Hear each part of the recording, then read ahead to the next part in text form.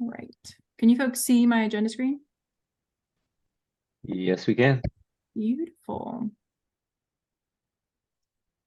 Let's give it until 3:02 and then we'll go through. I think it's going to be a pretty targeted agenda today. But I'll do a call out in the next minute or two to see if there are other things that we want to make sure make our way onto the agenda today.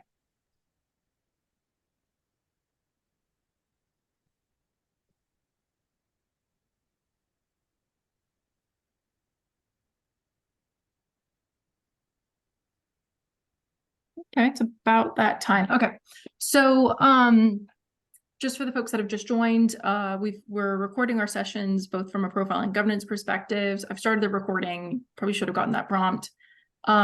It's available usually about an hour or two after we close each Friday. All of our recordings get uploaded into the playlist. So what I've got on our agenda today is pretty essentially targeted, and it's a continuation of some of the conversations we've had over the last 2 weeks, with a specific focus on talking about the practicalities and the practices involved with our kind of interaction and engagement with a very small subset of CA core profiles. So call out to our YouTube channel if you are new into the conversation and kind of wanting to catch up from the last couple of weeks. Those recordings are there, but the too long didn't read is we have an opportunity to escalate the ability for communities like ours, the CA baseline, to review the CA Core Plus profiles. And from that perspective, there is a very small set of patient and practitioner role and organization that has been developed using the kind of Pan-Canadian content data framework to date, what we have, and knowing it's a dynamic and iterative set of documents to get the folks that are used to viewing kind of content from a profiling perspective a view into this work and the ability to provide feedback from that perspective. So we talked a little bit about kind of the broad framing of that in the last 2 sessions, and we said we're going to expose some early kind of dates that are in a like alignment with some of the other Pan-Canadian specifications that are going through this process to date, see if folks were comfortable.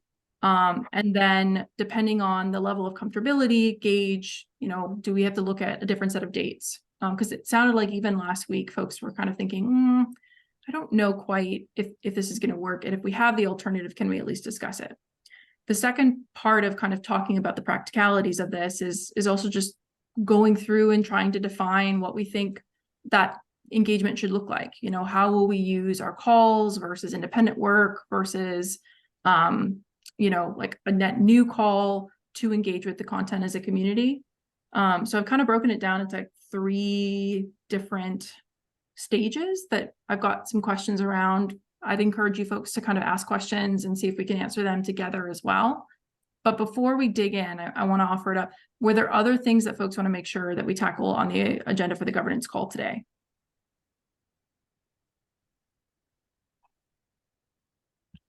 Okay. So question, Sheridan. Yep. Do we have any idea what the scope of what we're reviewing here? How many profiles, that kind of thing? We do. And I have it actually, it's a good segue for the next slide. So the scope is very, very small, right? It's a limited subset. And so the focus is on entity profiles. So patient, practitioner role, and organization. And the scope, and just full transparency, part of the work that I'm doing on behalf of InfoA is to start with the interpretation of the framework for these. The scope is it's the generic use of these. So similar to how we have kind of a generic set of rules and expectations in the CA baseline profiles for practitioner, and we have a separate set of expectations in the context of registry for a practitioner. The focus of these is not context specific. So it will be, the expectations that surround and are expected to kind of carry over through the variety of domains that are part of the Pan-Canadian Health Data Content Framework scope this year. So it's really just the 4. And does that And how do they relate to the CA Core as opposed to CA Core Plus? So the way that like I've been thinking about CA Core Plus, and it's part of this convention, I think, comes from the way that like USCDI and USCDI Plus has been rolled out, in the sense that there is kind of the underlying USCDI expectations, and then there is a much more expanded set that has come out in the recent future. How I consider these profiles when I talk about genericism is CA Core, but they might belong to a larger set of content that gets rolled out as the framework evolves and grows, that colloquially we call CA Core Plus, because the goal being to extend beyond those same kind of boundaries that we've seen in similar nations like the US, when they have kind of a standard data model and then the data model in context. And it's not just it's just the profiles. It doesn't include the information model that they're developing in behind them, correct? Correct, but I actually have a question around that today that I was hoping that we might talk about. So I think we have the opportunity to at minimum look at like we could look at in the context of like the information model, or we could drill into look at the attributes and their definitions.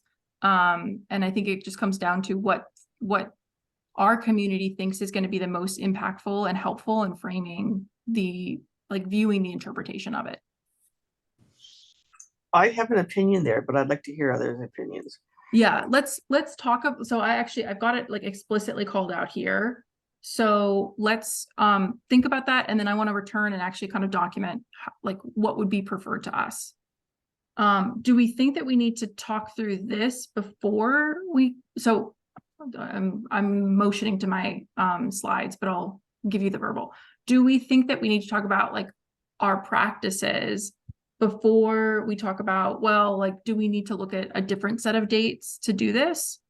Or does it make sense to talk about like, knowing that at minimum or like at maximum, we're going to have these profiles, and like that it's going to be very, very light. Do we think that we can kind of come to a conclusion of, do we need a different set of dates? What are folks' preferences?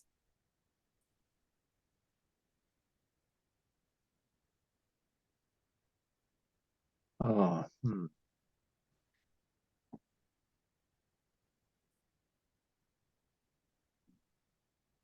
Yeah, so I guess Sheridan, the question is people's capacity to engage over the holiday season and into the new year.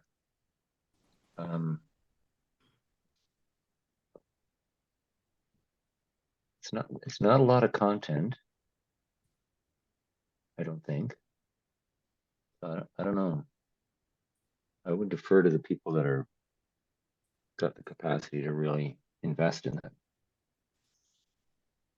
So maybe as part of this, let me just actually call out the sessions that we might have available to us in that time frame. So we've got, if we meet on Fridays, we would have effectively the 15th, the 22nd. I don't know if folks are participating if we're going to have a session on the 29th. We really haven't asked. So let me pull out the actual. So it's. Firstly, I won't be here on either the 22nd or the 29th. Yeah, Alberta as well. So 15th. Yeah. 22nd.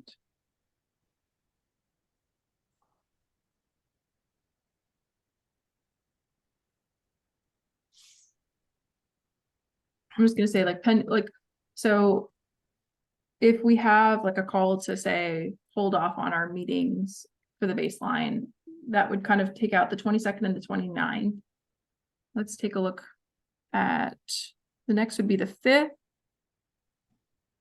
the 12th, and 5th, 12th, 19th, 26th. 5th, 12th, 19th, 26th. Ooh, you guys just love these formatting, don't we? Okay. why that's giving me guff.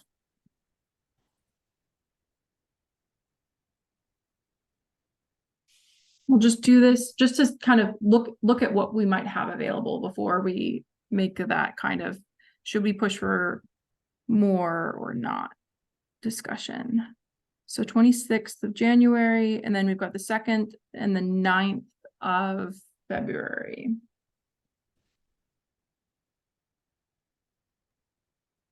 Sheridan, quick question. Yep. Are these changes going to have impact on the PSCA? No, so right now they're totally independent because PSCA is putting out a 1.1 release, and we're acknowledging that the core profiles are coming out, but because 1.1 is really geared towards these are immediate things that piloters need, the core profiles in their early state that we know are going to go through multiple cycles, will likely change, and therefore we don't want to introduce that instability in 1.1. Okay, so if there are any changes that need to be reflected in the PSA, that will be done at a later date. Well, PSCA has its own feedback cycle. So if there were changes that are if there's feedback that comes in for PSCA, like in the context of PSCA requirements, those would go through that process. But there's no linkage between the PSCA isn't dependent on the practitioner for CA core profile in this cycle, given that this is the first cycle it's coming out and it will likely change. Does that distinction Okay, so make right now sense, Vinny? there's no dependency. No dependency. So right now there's no dependency between PSCA to any of these resources, right? Not in 1.1. The goal would be obviously to try to sync up in 2.0, but not in 1.1. Okay, thank you. Yep. Whoa. Okay. So if we're just being conservative about this, what we'd be looking at is having, let's just say that these aren't on the table.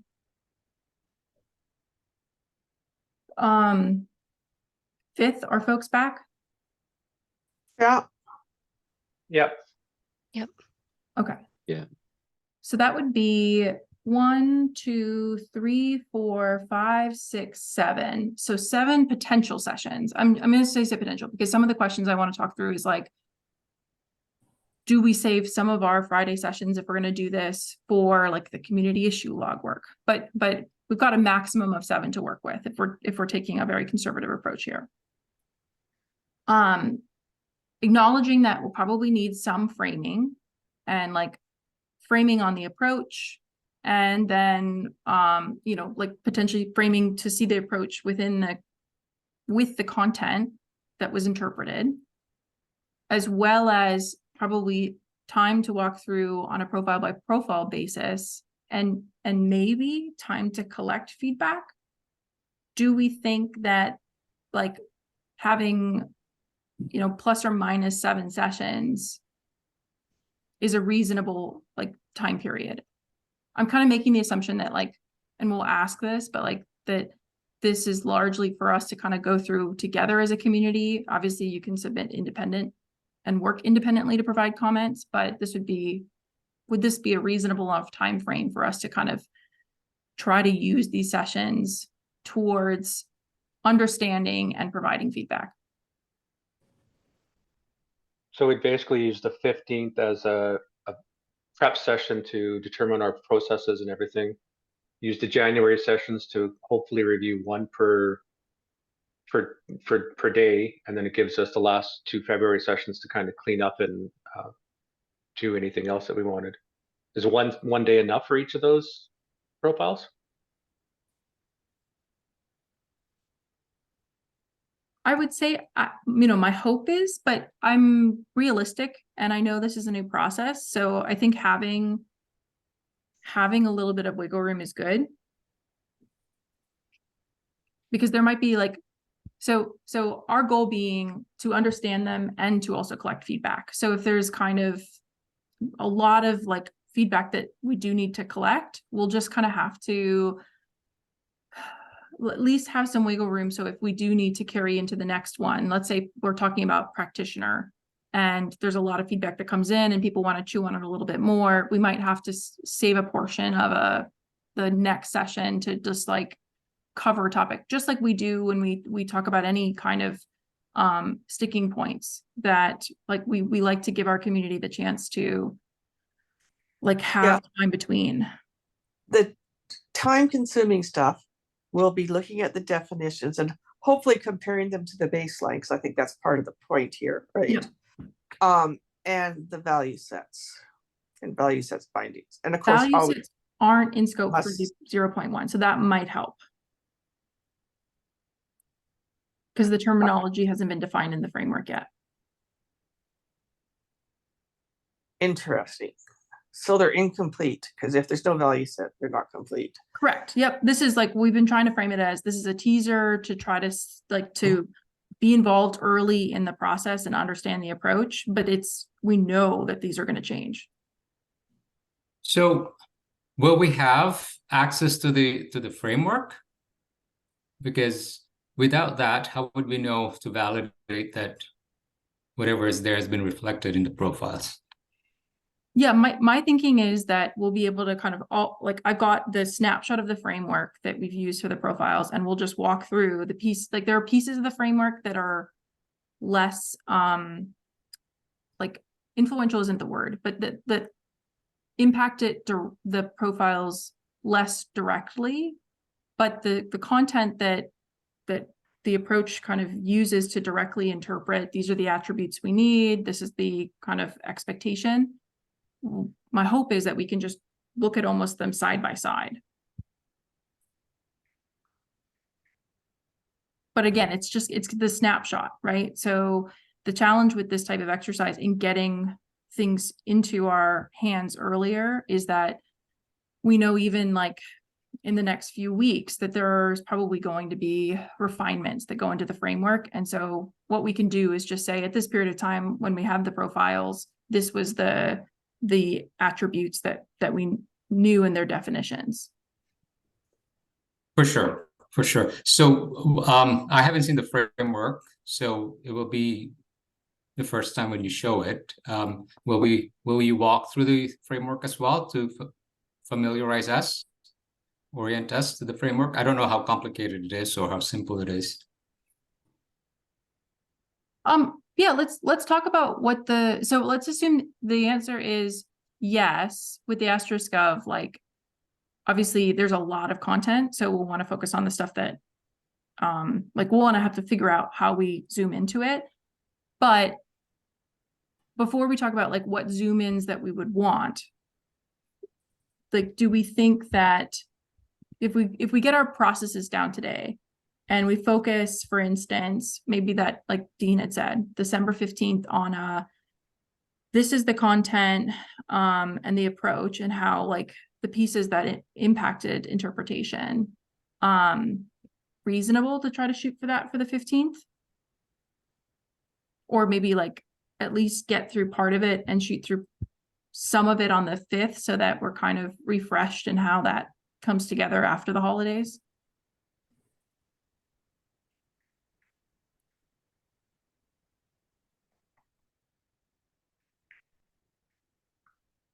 Not reasonable?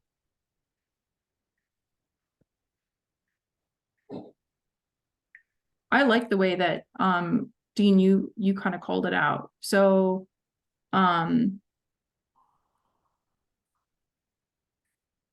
I'll say is this could be framing and approach carryover potentially, or refresh. Plus, Dean, was this the one you were thinking like starting with the first profile?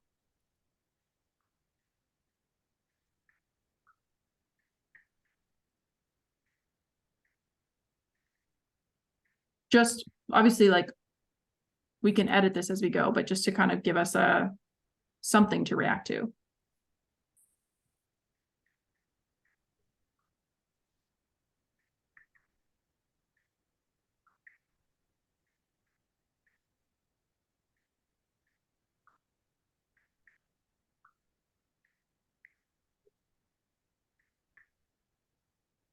So assuming that what I'm putting in here is just like, it's probably going to be a little bit of a learning curve for us. So maybe like baking in like our second session to kind of return if to that first profile that we tackle. Do folks feel like that this is too much training wheels?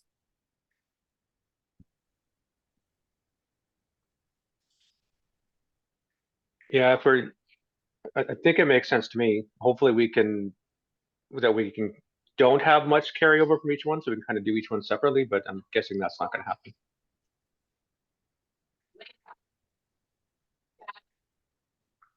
So if we did,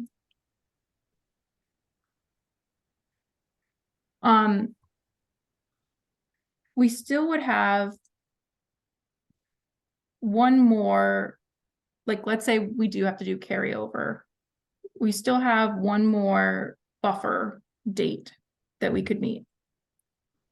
But this is assuming we use all of our sessions this way. So that's actually probably important.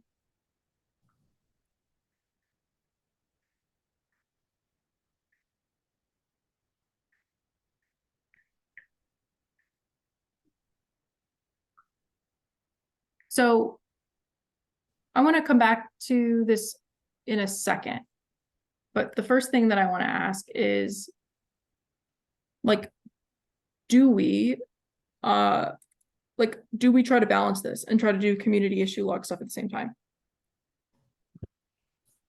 Like, basically reserve session or session time for what we've been going through on the profiling side of things to specifically look at the community issue log items and start addressing them and decisioning on them. Well, when do we want to have our content ready for ballot?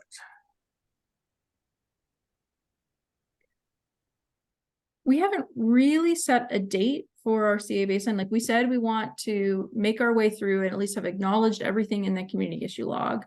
And we also know that we have to have our canonical URL figured out. So there's a minimum kind of, what is it, Ron? Will it be 2 months from now? Like that we're going to check back in around HL7CA?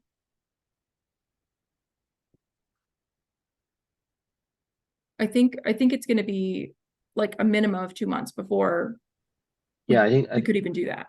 Yeah, I mean, but have we talked further about, and I'm just trying to remember now, Sheridan, the whole idea of, usually timelines have a period for establishing the consensus group, and I think we are not doing that with this, right? This is in essence, for this trial, this is our group, the people that typically participate in this. Well, the plan Sheridan put in front of us did include the consensus group.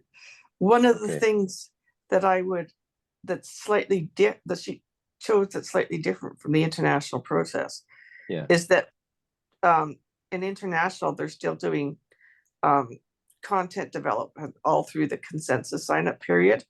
Yeah. They don't have content due until the ballot actually opens. There's no pre-review phase. So okay, just because we are, I think maybe for folks Off topic, haven't seen it, yeah, it may be crossing some lines. So I'll just go back to this real quick. So this is the current kind of stage and effective dates for what we're going to be doing for our process for PSCA and for CAFX for this upcoming cycle. So there is essentially a freeze of content, and content being available publicly for review on the 15th. So when we're thinking about like when content might be available for these CA core subset, it would be available as early as the 15th. And we're trying to kind of make the decision about like, do we want to have a slightly different period for providing our feedback if we think we need it? Yeah, I was just, the question was, do we need to set aside a time for those other things?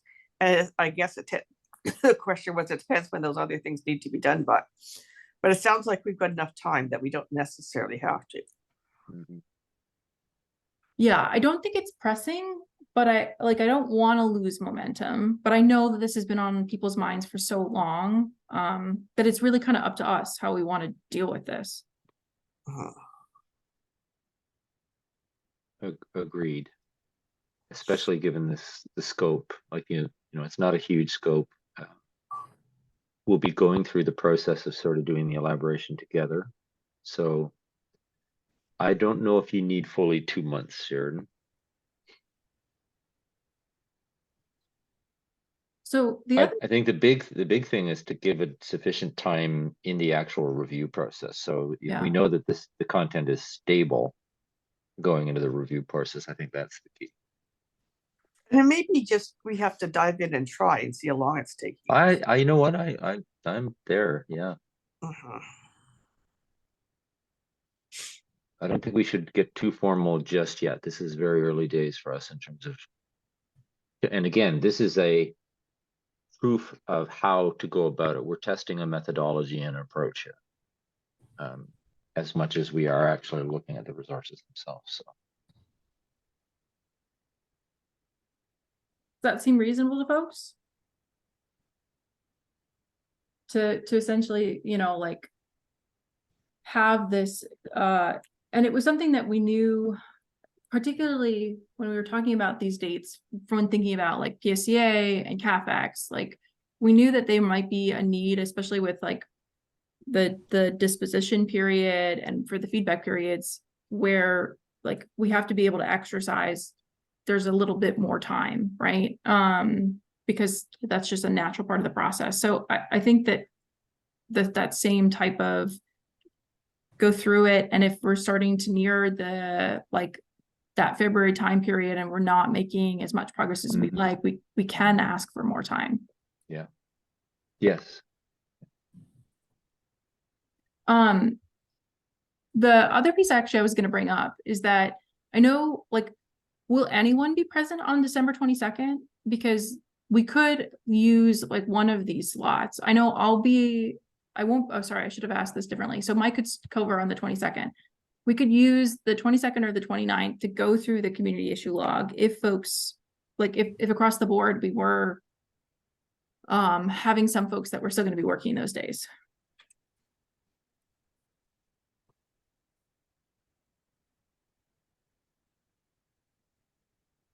I won't be available those days.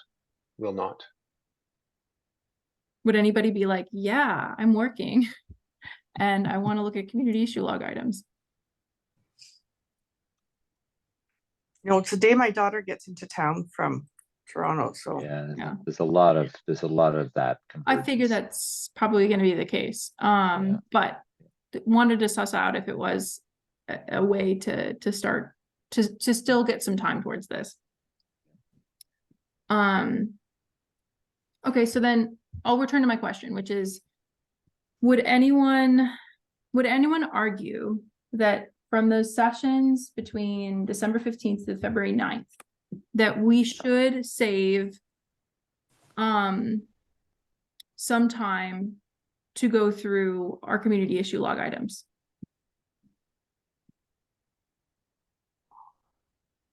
Because if not, and if we're not feeling like it's pressing, we can always return to it and just keep like a clear scope and context for what our sessions look like between now and February. But I don't want to shut it down if there are folks that do want to make sure that we still have some sessions around that. Are you aware if anyone is asking for some of those that are in the log or waiting for the log to be actioned? We had actually a couple of requests that I think might have been, I can't remember if they were BC centric, but we had addressed them recently. And then the slicing one was one that someone was waiting on. So I think that we can confirm, but those are the ones that we've been prioritizing recently in the issue log, which were creating challenges with utilizing the content. So maybe we can focus on those.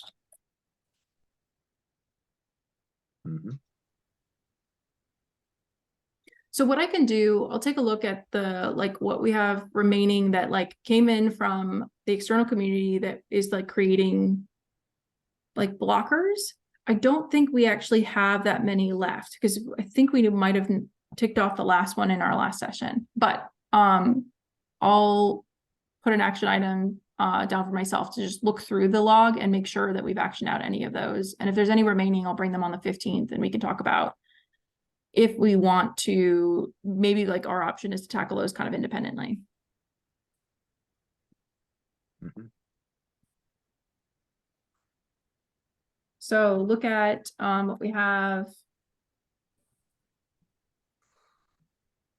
Are any outstanding externally raised issues that are creating blockers for leveraging our package? Bring to the 15th.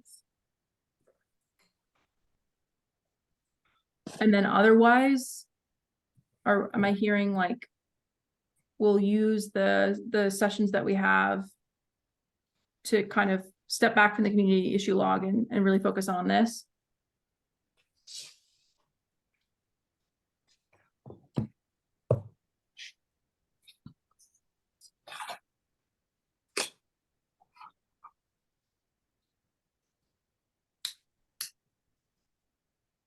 Anyone think this is kind of unfair statement to make on our approach?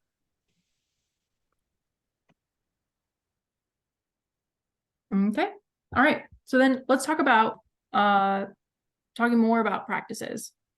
So effectively, because this is, and I do want to frame this, like this is very, very, very early days. And there are many different components to the framework, right? So you've got your information model, you've got your conceptual data model, you have your logical data model, you have your data content standard. The primary piece that we have to date that informs the CA core subset that's been developed is the data content standard, which says these are the attributes that we're expecting are going to show up in the primary healthcare space for patient and practitioner and organization.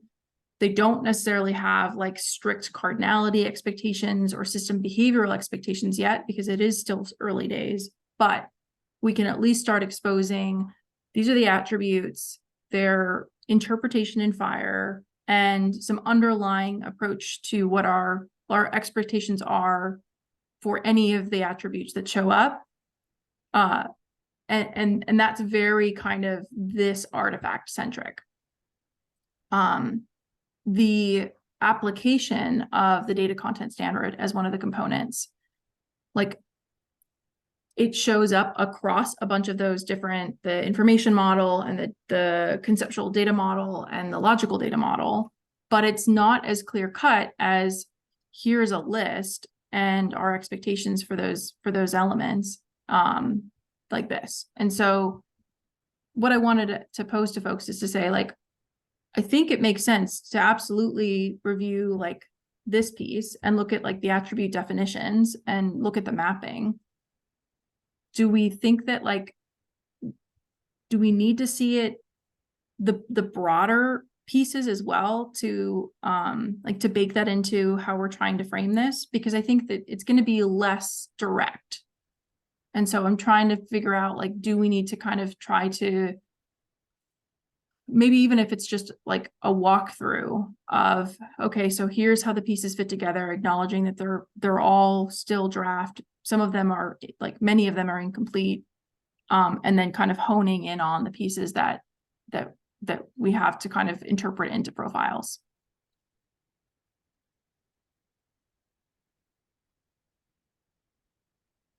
Sure. And has there been some work to map some of those attributes to FHIR already? Yes.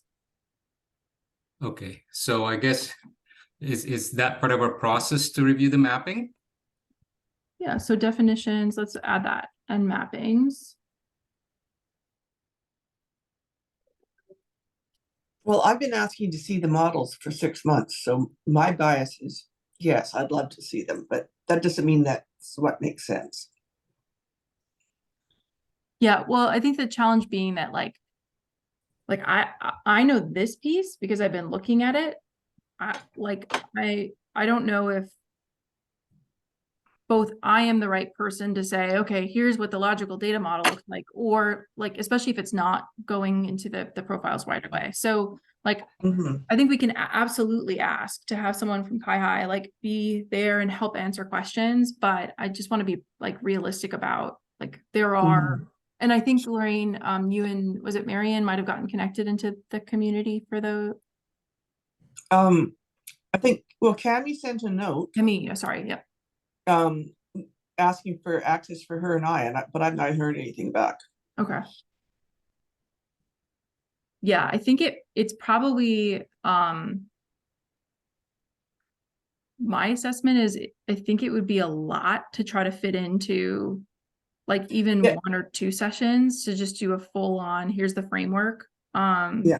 But we can ask to say like what is the right view with a focus on like spending more time on this piece, or I guess Even sort of an exported view of the subset of the model that we're looking at, kind of thing. That'd be good. But I'm just because I'm used to looking at data models, I'm an anomaly in the group, I expect, in terms of. what about like, so part of trying to figure out how to take this and put it into a FHIR profile has been developing some principles and like an approach to interpretation. Does it make sense to try to use some of our framing session on the 15th to talk through that approach? Sure. Yeah. I think it's a very good idea. And with the goal, what I'll say is like the goal being to say kind of this is what we've applied to get here. It doesn't mean the approach can't change. But like this is the most clear-cut way of cutting through like and keeping sanity in the process. I think it will be helpful to reviewers as well. Are there other framing pieces that we should be considering for the 15th? So kind of like that high level view, our attribute kind of definitions and what they map to in FHIR, and then the overall approach.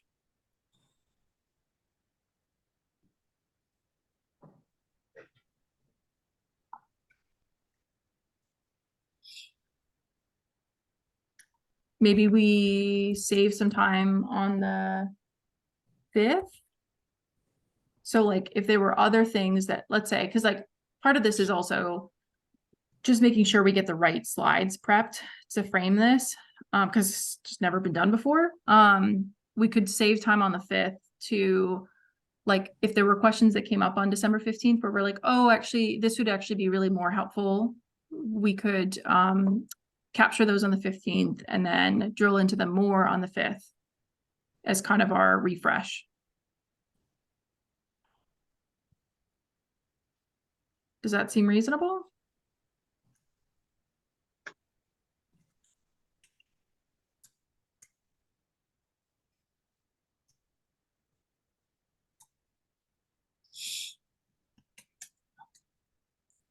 No, we don't like that.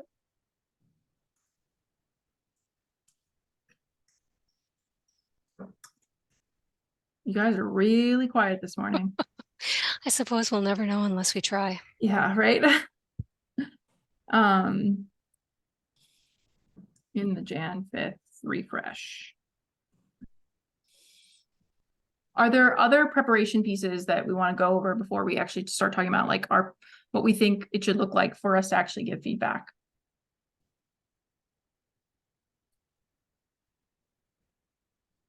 Okay. So this one should be easy. Do we want to essentially like collect the feedback as like from a community perspective? So there's going to be a spreadsheet. There are still the opportunities to submit independently if you want to do that. But from a processes perspective and from our own governance perspective, like is our goal to solicit feedback on the call and capture as like CA baseline community? Or do we want to have like our names attributed to it? How do folks want to handle it from that perspective? I like the community aspect. Yeah, I agree. If we're reviewing it as a community, then, So the last time I did one of these kind of community reviews, it was when the Architecture Review Board reviewed version 1 of FHIR. And we went through and submitted them as A or B, as the community, but we did track where the comment came from for, so that we had any follow-up and things. Ah, okay. That would be like internally, right? Because I know actually, I think the Section Gender Harmony did something where like it was anonymous submission, but they did some similar tracking, right? Mm-hmm. Yep.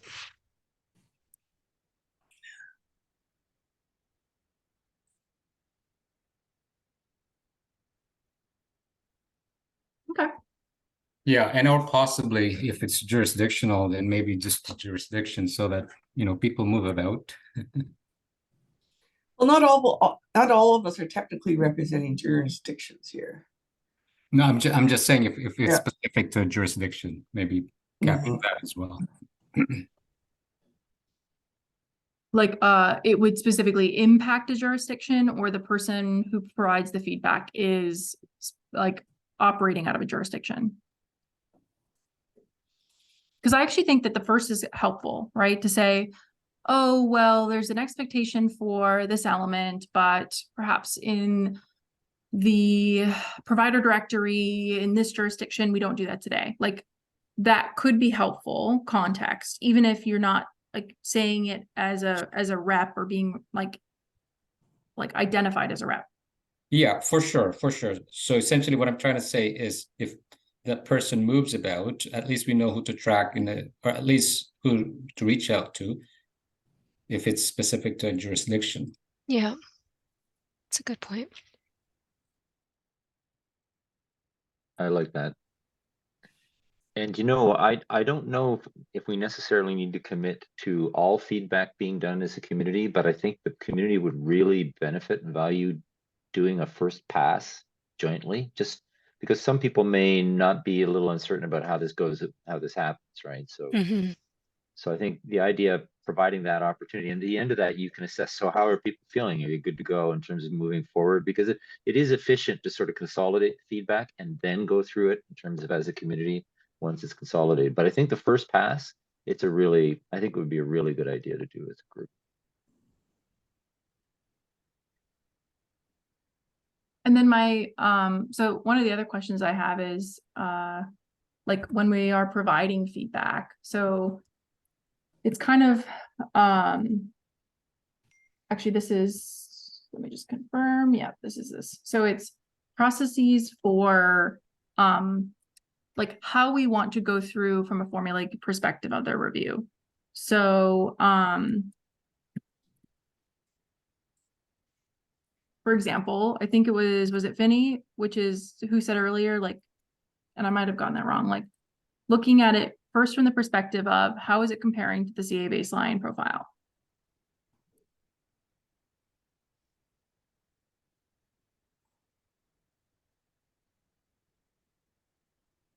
Right? Are there other types of like, this is a step that we want to make sure we're performing because we're looking at it from this perspective?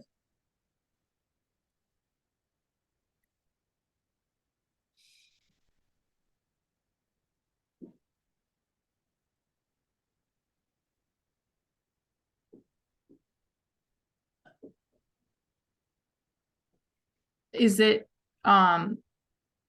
like just like we've done with the baseline, is it fair to kind of pull this type of like call out? So the way that we've kind of done it in our due diligence reviews in the past, where we start kind of by saying, okay, well, here's how it compares. And then when we have kind of a stalemate, sometimes we'll say, okay, well, like, are there examples or are there use cases where this might create a challenge? Like to bring this in as kind of the other perspective.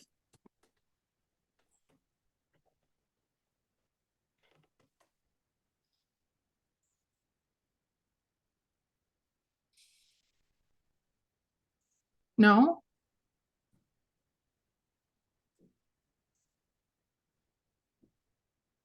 mean, I'm fine with a free for all too. Like, I'm fine just collecting the feedback that we have. I'm just prepared for it can be chaotic unless we have some structure around like, hey, here's our principles for review. But it's the first time, so I know like we can't plan for everything. So maybe we should focus or highlight the areas that we want to focus on in terms of the review. Are we focused on, I don't know, cardinality? We're not talking about value sets, right? No, and in this subset, there's no cardinality application to date, like in the version that we have. So But- essentially what has been done. Sorry? So essentially what changes, what type of changes are we expecting to see? Oh, you're talking about on the profiling side of things. So there's mapping, there is slice modeling, and there is obligations. I think the obligations piece is going to be really critical. Part of the approach framing that we'll have on the 15th and the 5th, but I think reviewing, so we're used to must supports. For the purposes of folks who are less familiar with obligations and but do know must supports, what I would describe it as kind of reviewing those places where we have quote unquote must supports, read obligations, and making sure that our expectations for those must supports are appropriate and they make sense where they've been applied. I haven't gone and looked, but is the obligation material currently in extension space or is it in R6? Extensions. Okay, that makes it easier.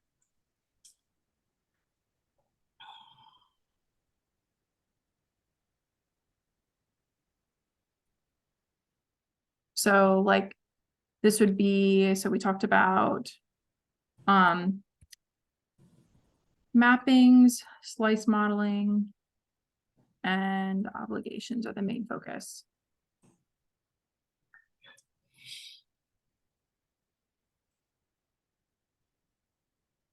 Probably decent definitions wouldn't hurt either.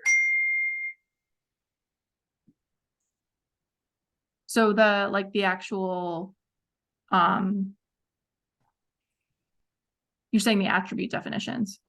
Yeah. Yeah. Now, some of those, even in our material, a lot of those, particularly the more generic ones, come from the core spec. Yeah, and actually there's one here and I'm trying to think about how to phrase it. So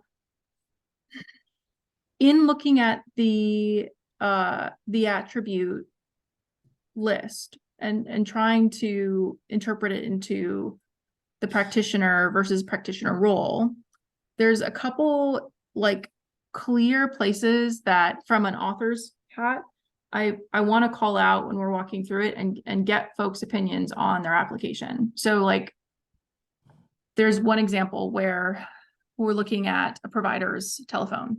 And so looking at this from the perspective of, does putting the telecom that has this definition make sense on practitioner or practitioner role based on like what we're trying to, not just what we see in the baseline, but also what we're seeing in our communities, because there are going to be some kind of modeling choices where it could go either way, and getting a sense of, does the definition make sense the way it's been interpreted, I think will be really critical. And in this case, I would say it needs to be on both, but anyway. Yeah. And so capturing that kind of feedback on like, okay, and the thinking behind it so that we can improve our definitions and improve like our usage notes will be really critical. Mm-hmm. I don't want to dive into the reasoning why I think both, because that's off topic, but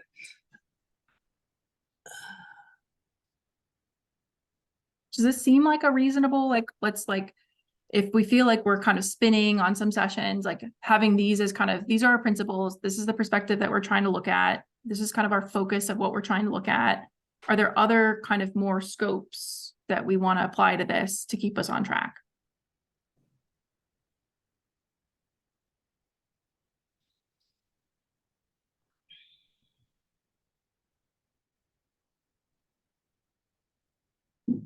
We can also add to it. And this was how we did our principles Yeah, of governance, like when we did our due diligence review, we always said that the door is open, like, let's start with Yeah. this list and then we'll go back Yeah. and iterate if we find that, you know, we're not handling the like chaos well. I think you'll find that especially if you do that first community feedback session, you will discover if there's anything lacking, you know, or without some kind of rigor you want to introduce in the process around that as well. So I think it's safe to proceed with that, but I think just as long as you know that you've got that provision, I think it's a really good idea. I mean, again, what we're trying to do here is ensure a really good quality process with sufficient eyes and demonstrate the mechanism for providing feedback and reconciling that feedback. I think that's really what we're trying to do, is just start getting people into that zone and understand how that works and have confidence in it. Yeah. And yeah, just the grace that it's gonna Yeah. feel messy, and we have to kind of figure out what works and what doesn't work, and it's a good place to do that. Yeah, it's a smart bunch of people, so I don't think any issues sort of resolving as we go. So, No. let's go. So you brought up dispositioning, and this is something that like I wanted to start talking about as well. And we may not get to all of it in the next 8 minutes, but kind of, I do want to call out that unlike like right now, patient summary working group that has the ability to kind of act as the kind of underlying decision makers for the content, because they're the developers, maintainers, and the responsible working group. Those working groups will actually act as their dispositioning bodies. And we talked about this maybe 2 weeks ago. Yeah.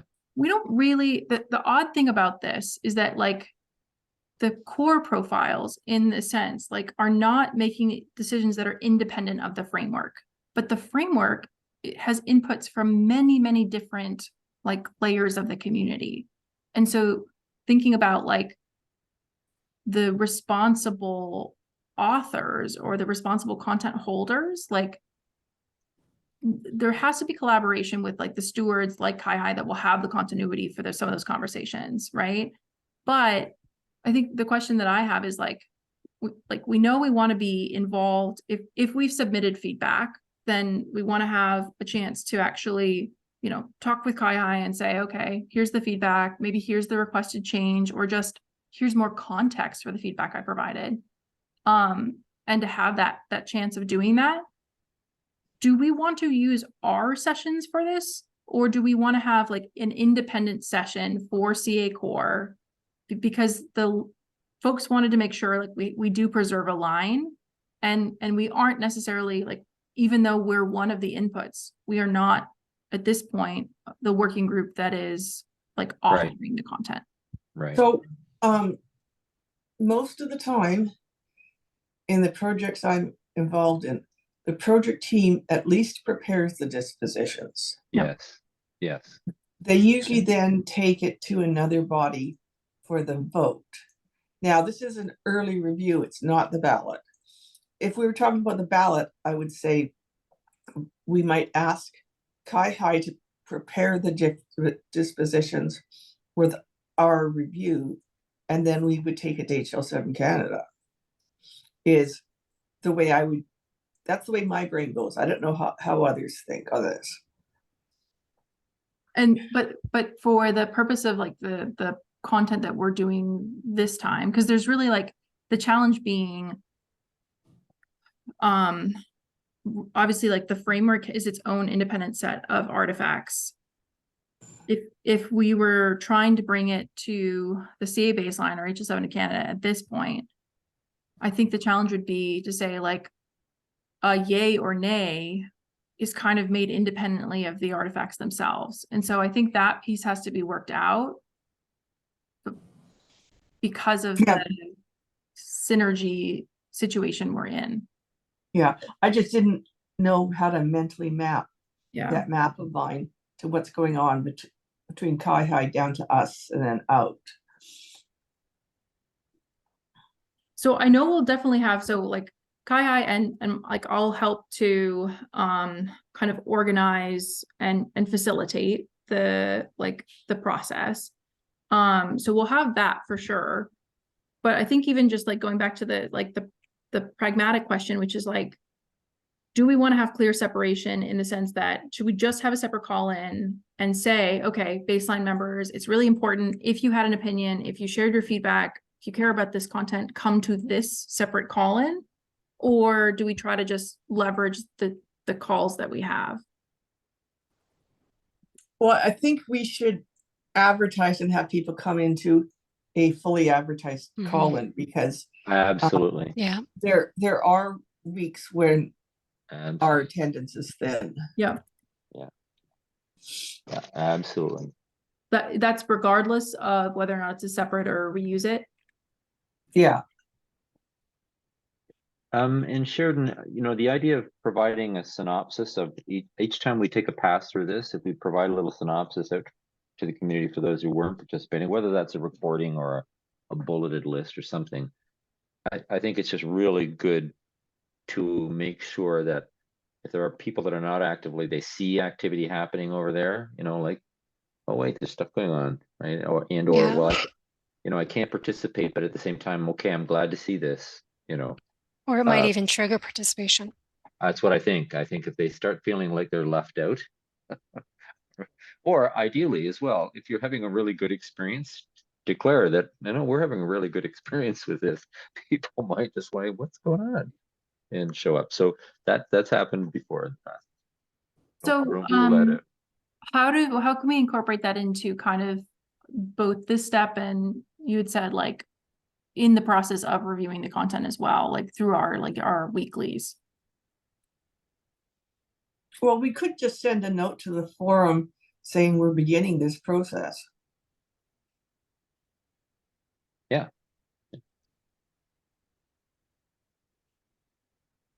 Yep. So beginning the process of reviewing. Yep. We're going. Want to come along? Here's your chance.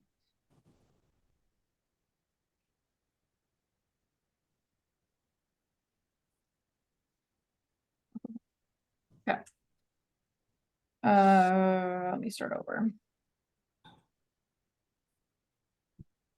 Okay.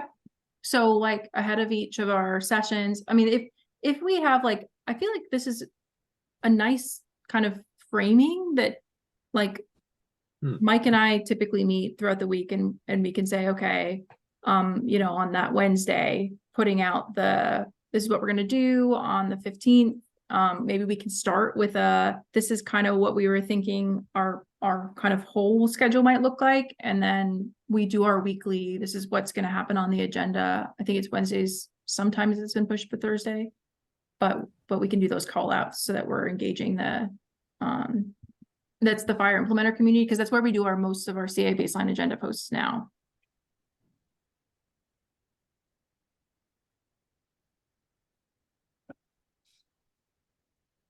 Yeah, I've lost track of where the slide decks go. I have to go find it again.